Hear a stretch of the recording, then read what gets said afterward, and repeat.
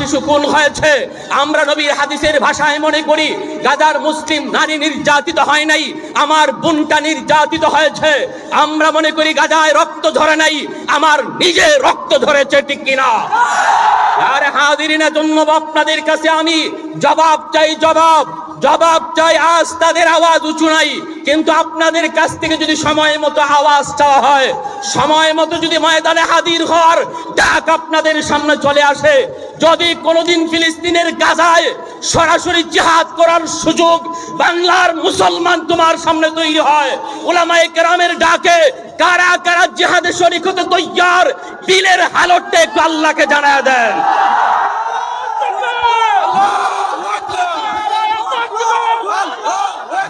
দুনিয়ার মুসলিম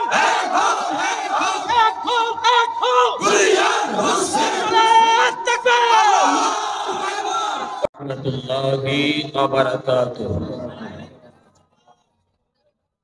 ইন্নাল হামদালিল্লাহ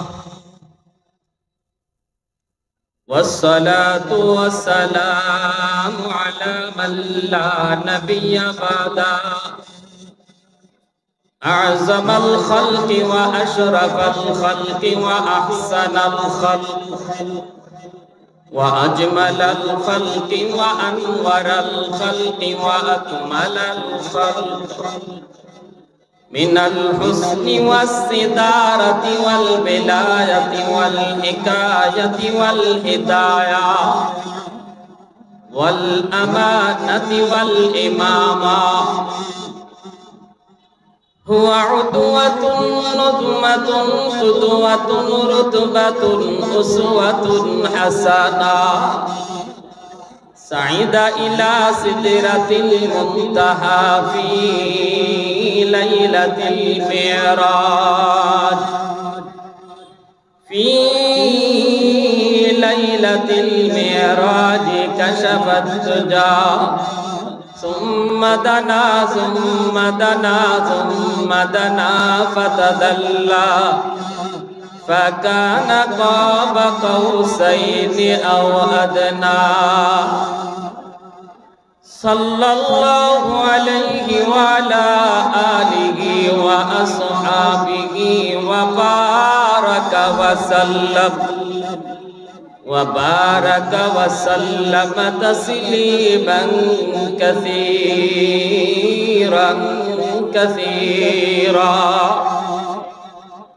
أما بعد فأعوذ بالله من الشيطان الرجيم بسم الله الرحمن الرحيم ومن يتق الله يجعل له مخرجا ويرزقه من حيث لا يحتسب وقال رسول الله صلى الله عليه وسلم إنما بعثت معلما أو كما قال النبي عليه الصلاة والسلام اللهم صل على محمد وعلى آل محمد كما صليت على إبراهيم وعلى آل إبراهيم إنك حميد مجيد اللهم بارك على محمد وعلى آل محمد كما باركت على إبراهيم وعلى آل إبراهيم إنك حميد مجيد उल्फत में तेरी वैसी ने दंदान को तोड़ा बो बकर उमर नक्श कदम तेरा न छोड़ा उल्फत में तेरी वैसी सीने दंदान को तोड़ा वो बकर उमर नक्श कदम तेरा न छोड़ा आयो शाक़ नबी वाक़े असरार मदीना सुल्तान का सुल्तान है सुल्तान मदीना सरकार का सरकार है सरकार मदीना गुलजार का गुलजार है गुलजार मदीना अल्लाह ने मक्का ही में ये काबा बनाया इस काबा का काबा तेरी मरकद को बनाया अल्लाह ने मक्का ही में ये काबा बनाया इस काबा का काबा तेरी मरकद को बनाया ऐसा लम्हा जी चले जा राह मदीना सुल्तान का सुल्तान है सुल्तान मदीना सरकार का सरकार है सरकार मदीना गुलजार का गुलजार है गुलजार मदीना ঐতিহ্যবাহী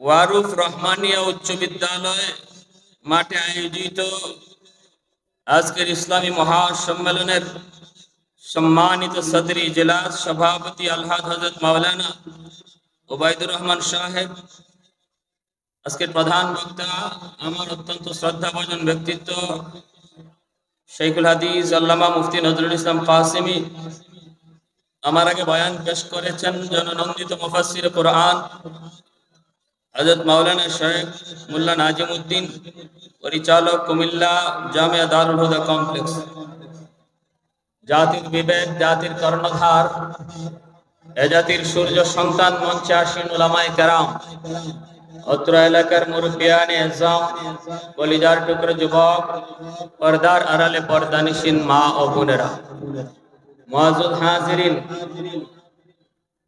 বর্তমান পরিস্থিতি কিন্তু বেশি ভালো না সময় যত যাচ্ছে মুসলমানদের পেরেশানি তত বাড়ছে ঠিক কি না আন্তর্জাতিক ভাবেও মুসলিম সম্প্রদায় বড় নাজুক পরিস্থিতিতে যেখানেই মুসলমান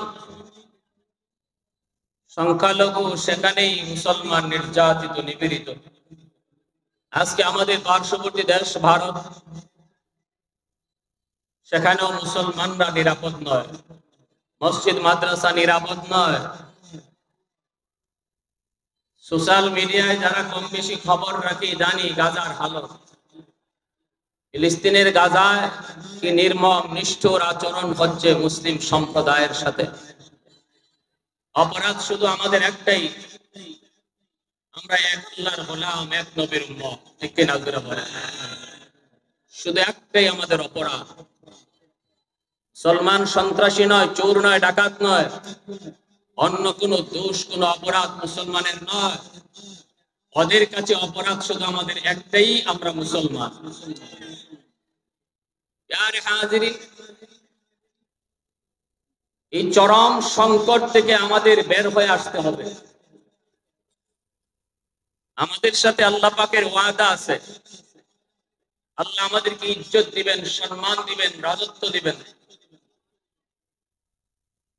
আল্লাহ পাক বহু জায়গায় ওয়াদা করেছেন ওয়া কানা হাক্কান আলাইনা নাসরুল মুমিনিন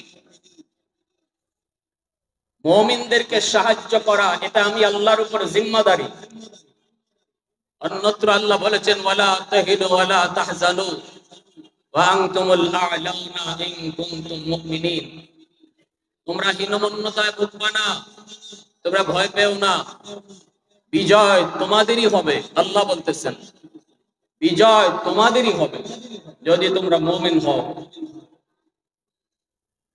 একে একে অনেকগুলি সুসংবাদ খুশখবর আল্লাহর পক্ষ থেকে মুসলমানদের জন্য রয়েছে, কিন্তু কোথায়?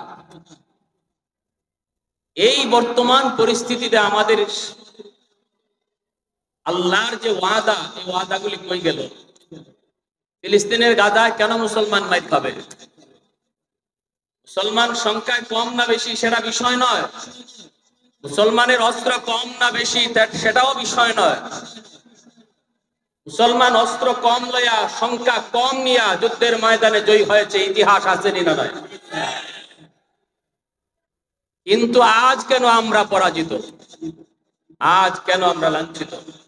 আমার তেলাওয়াতকৃত আয়াত আল্লাহ পাক এই সংকট থেকে বেরিয়ে আসার উপায় বলে দিয়েছেন। আল্লাহ জানেন আমাদের সামনে এমন সংকট আসবে, বিপদ আসবে, তখন ওই বিপদ থেকে উদ্ধার হওয়ার পর আল্লাহ পাক বলেন, ওমাই ইয়াত্তাকিল্লাহা ইয়াজআল লাহু মাখরাজা ওয়া ইয়ারযুকহু মিন হাইসু লা ইয়াহতাসিব। শোনো, তোমাদের ভিতরে যারাই মুত্তাকি হবে, তাকওয়া অবলম্বন করবে, আমি আল্লাহকেই বন্ধু ভাববে, আমি আল্লাহর কাছেই সাহায্য চাবে, কিছু পাইতে হলে আমার কাছেই চাইবে, আল্লাহ বলেন মনে রাখবা তার জন্য আমি আল্লাহ একটা দুইটা রাস্তা নয়, অনেকগুলি রাস্তা বিপদ থেকে বেরিয়ে আসার বের করে দিব। সুবহানাল্লাহ। অনেকগুলি রাস্তা তার সামনে আমি খুলে দেব। কোন বিপদে সে আটকাবে না, কোন সংকটে সে পড়ে থাকবে না। আল্লাহ বলতেছেন সে বেরিয়ে আসবে, তার সামনে অনেক রাস্তা খোলা থাকবে, এবং এমন জায়গা থেকে আমি আল্লাহ তার রিজিকের ব্যবস্থা করব যা সে কোনোদিন কল্পনাও করে নাই। সুবহানাল্লাহ। বাংলাদেশের পরিস্থিতি আমরা জানি কি পরিমাণ গরম, তাপ। মনে রাখবেন ভালো কথা, আল্লাহ পাক পরিষ্কার বলেছেন, তোমার বাংলাদেশের সংকট শুধু নয়, আন্তর্জাতিক সংকট নয়, ব্যক্তি আর সামাজিক সংকটই শুধু নয়, যত প্রকারের সমস্যা আছে, ব্যক্তিগত সমস্যা হোক, সামাজিক সমস্যা হোক, জাতীয় সমস্যা হোক, আন্তর্জাতিক সমস্যা হোক, ঘরের সমস্যা হোক, সমস্ত সমস্যা থেকে বেরিয়ে আসার পথ খোলা থাকবে যদি তুমি আমি আল্লাহকে বন্ধু বানাও। তাহলে বন্ধু বানাবো কাকে? একটাই আমাদের সমস্যা, আজ আমরা বন্ধু চিনতে ভুল করেছি।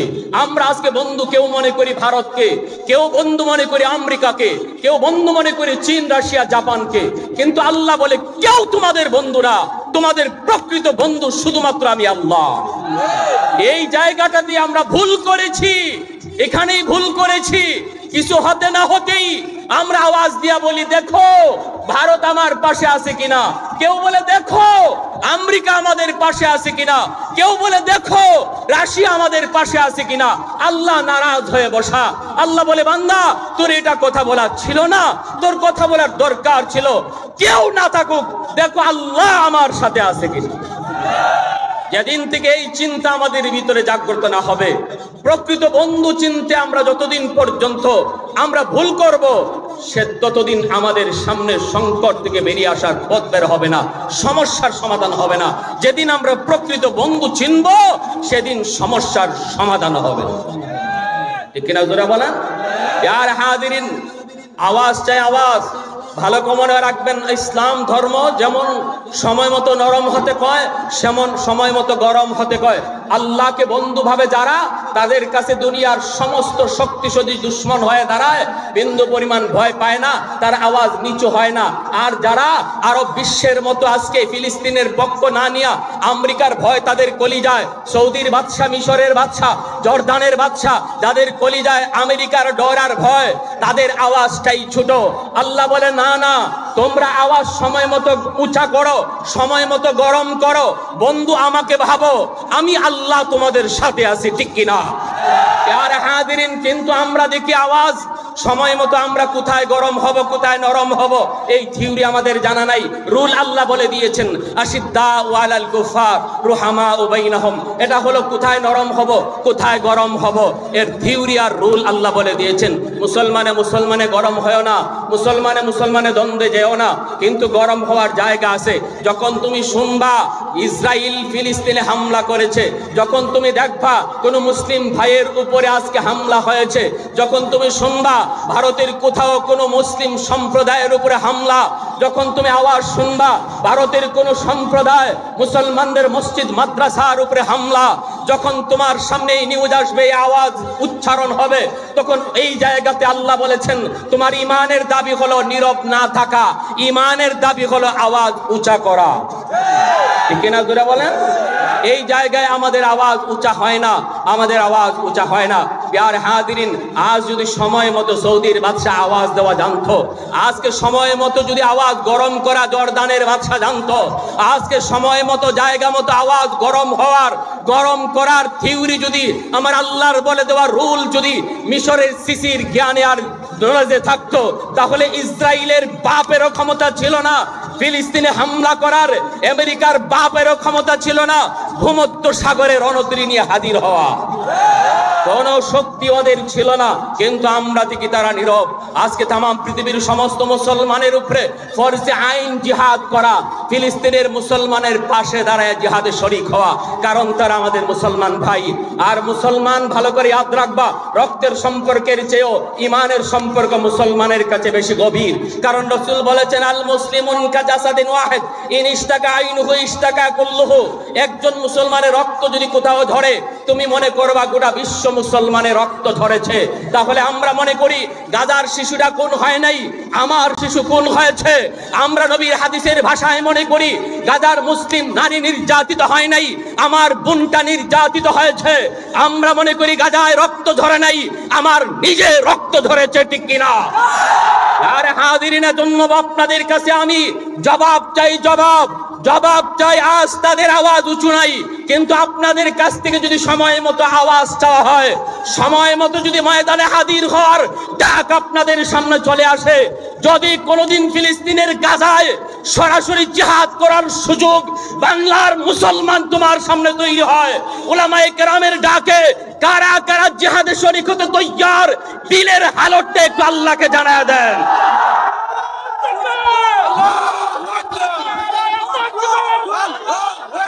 দুনিয়ার মুসলিম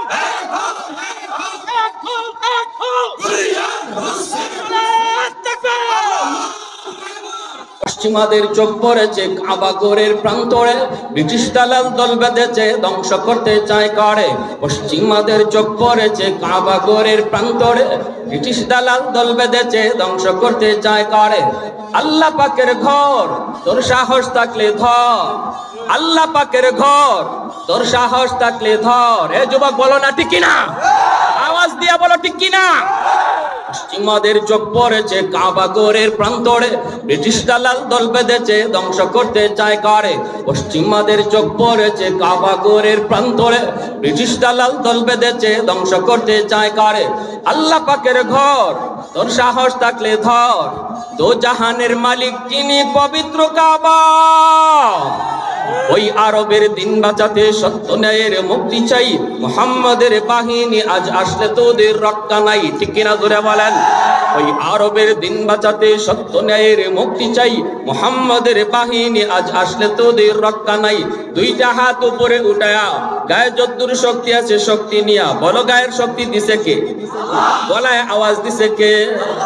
আমার আওয়াজ দিতে যায় যদি গলা ভাঙ্গে, ফিলিস্তিনের মানুষের পক্ষে আওয়াজ দিতে হাসরের মাঠে সাক্ষী হবে। ঠিক কিনা? আওয়াজ দিয়া বলো ঠিক কিনা? হাতটা দুইটা উপরে উঠায় বলো মুহাম্মাদুর রাসূলুল্লাহর বাহিনী আসেনি, ইমাম মাহদীর সৈনিক আসেনি।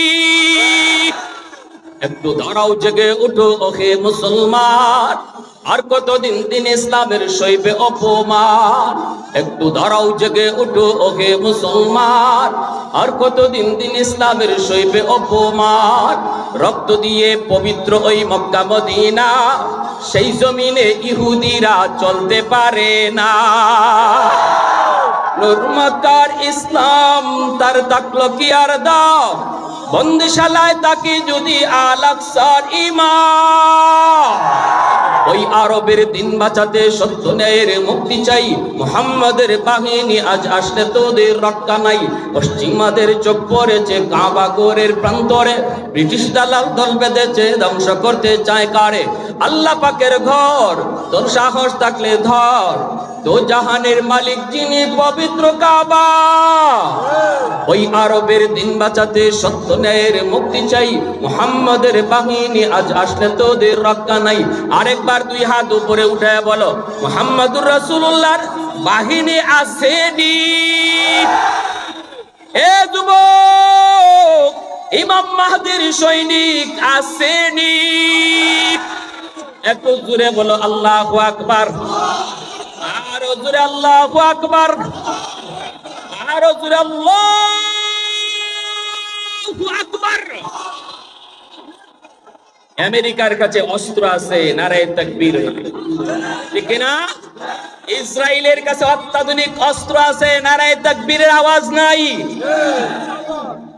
পারমাণবিক বোমা আছে, কিন্তু ওদের আল্লাহ নাই। আমাদের সাথে আল্লাহ আছে, ঠিক না? আল্লাহু ওয়ালিয়ুল লাযিনা আমানু, আল্লাহু ওয়ালিয়ুল লাযিনা আমানু। আল্লাহ বলে আমি ঈমানওয়ালাদের বন্ধু, আমি ঈমানওয়ালাদেরই বন্ধু, বেঈমানের বন্ধু না, আমি ঈমানদারের বন্ধু। আমাদের বন্ধু কে? আর একটু জোরে বলো কে?